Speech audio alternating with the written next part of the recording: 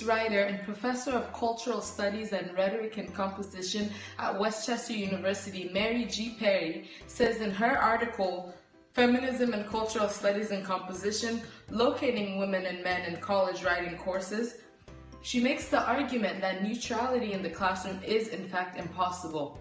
Perry says that an attempt to perform neutrality in the classroom is in itself a statement. Perry argues that rhetoric and composition classes should all be taught through the perspective of a feminist cultural studies. For my project, I interviewed professors from St. Edward's University on their take on neutrality in the classroom.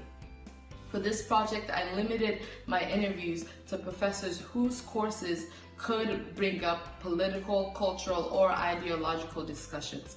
So we kept the natural sciences out of this one. Take a look. My name is Dr. David Thomason, and I teach political science. So my name is Alex Barron, and I'm an associate professor, and I teach mostly gender studies classes, but my disciplines are film and literature.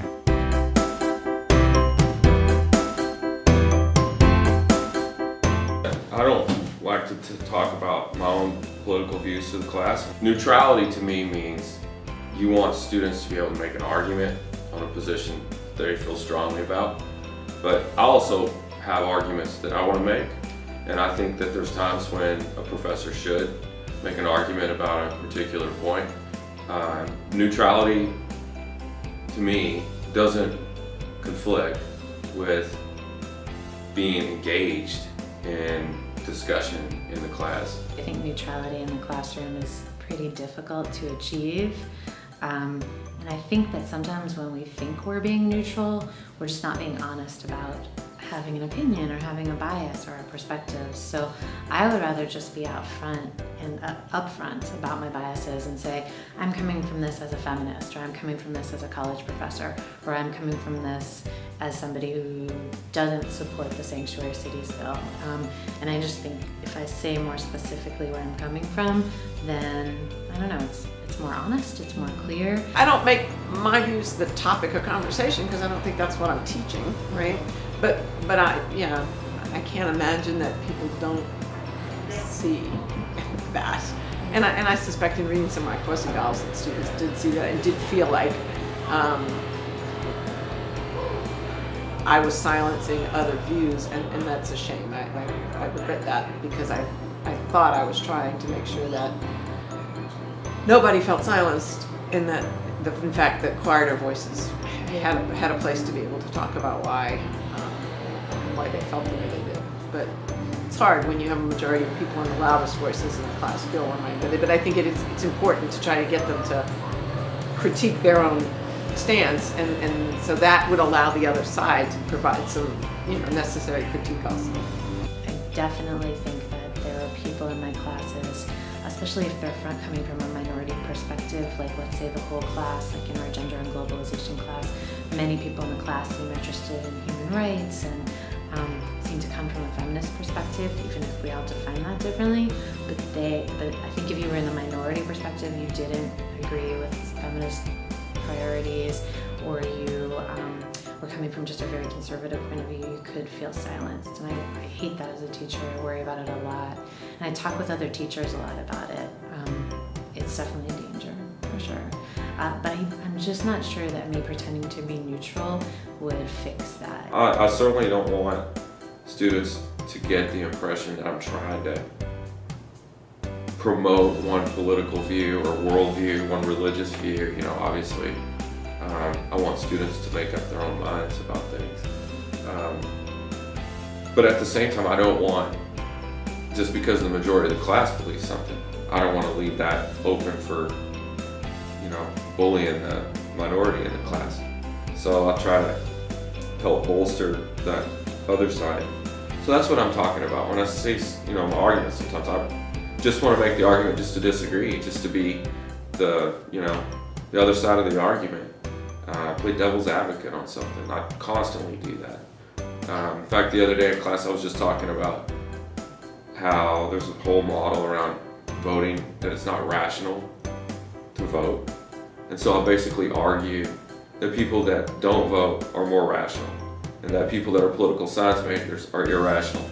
So I was trying to promote them changing majors to like economics or journalism or economics is what I was saying. I told them I had a whole set of forms outside of class that they could pick up on the way out to change their major. I also think that right now we're in such a strange moment of teaching because of Trump being the president, and I think before there were questions that maybe seemed political, like maybe they seemed like questions about tax priorities, and I think that I could feel like these questions weren't as charged and they weren't as important, but now I literally feel like communities are under attack. Now maybe I just wasn't seeing as much how communities were under attack under Obama, like a lot of people were being deported, but right now I feel like communities, particularly many communities of color, certainly immigrant communities, absolutely undocumented communities, trans communities, and queer communities are really under attack. And I just feel like pretending to be neutral in a moment when people in the room, your students, are actually under attack, I don't know if that's ethical or the right thing to do. We took time out of American grammar, of all things, to talk about the election. And it was interesting because I thought that the students had really thoughtful reactions and were not argumentative, right? And not either jubilant or overly despondent. I mean, the discussion that happened was that if you don't like what happened, you need to get money out of politics, which is how it kind of went into, well, how did we get here, not just philosophically, but practically? How did we get to a point where a candidate like Trump could win, not just in his political orientation, but in other ways too? And so I thought it ended up being a very interesting discussion, and we did, kind of put an end to it. It didn't take the whole class or anything like that, but it just did seem like people were still processing it in ways that it wouldn't have made too much sense to go right into American grammar. I thought my role would be just really to try to make sure that we didn't nobody attacked each other, and that it didn't devolve into something unconstructive. I wanted to kind of ease people. We watched some video from the night before. We watched Clinton's concession speech. A lot of stud people. I was teaching American government, so the whole semester I was using that as a big part of the class. But the two classes I had them in the morning. So the first one, I just let students kind of talk about what do you think about this, and then I helped to kind of ease the fear that some students had by talking about sort of the historical aspect of the American political system. And I talk about, and I actually gave a talk here on campus about this too, but a lot of people are worried about it, and I still think people are worried. And there are reasons to be worried. I don't want to dismiss that, but at the same time, the American political system is built on a lot of different interests that are in constant competition, and you can call it what you want: separation of powers, checks and balances, gridlock. I mean, the system is designed to slow down, the process is intentionally designed to slow down things that are in conflict. So I wanted to kind of ease people. The day after the election, I was teaching a freshman studies class, a big class of about 185 people. I was teaching it with Dr. Corey Locke, and we talked the night before, the morning before, I guess it would have been the morning before, and we said, what are we going to do, right? The election just happened, our class is on dystopias. In some ways it's related, but that's not the point. The point isn't that it's about the class material, the point is it's a significant thing that happened. And what we decided to do was to try to make space in the classroom for student voices. And so we said, we're not going to necessarily voice our own opinions at all. We're just going to say, hey, there's a big election. Like, you all probably have a lot of feelings. Does anyone want to share? And when you open it up to, we had a really talkative, amazing class, and we opened it up to all of them. And just right away, people started raising their hands. They wanted to talk. I really do know colleagues I really respect who keep challenging me and saying, but what about the conservative students in your classroom? Is there any way that the ways you're thinking about your pedagogy, that they're going to be silenced or not included or resentful? or hurt, you know, and I just keep saying, I hope not, I don't think so, like I've thought this through, I hope that there's room for all voices, but that you know, in these moments of crisis and emergency, I'm gonna focus on the people who feel attacked, you know. Neutrality doesn't mean everything goes.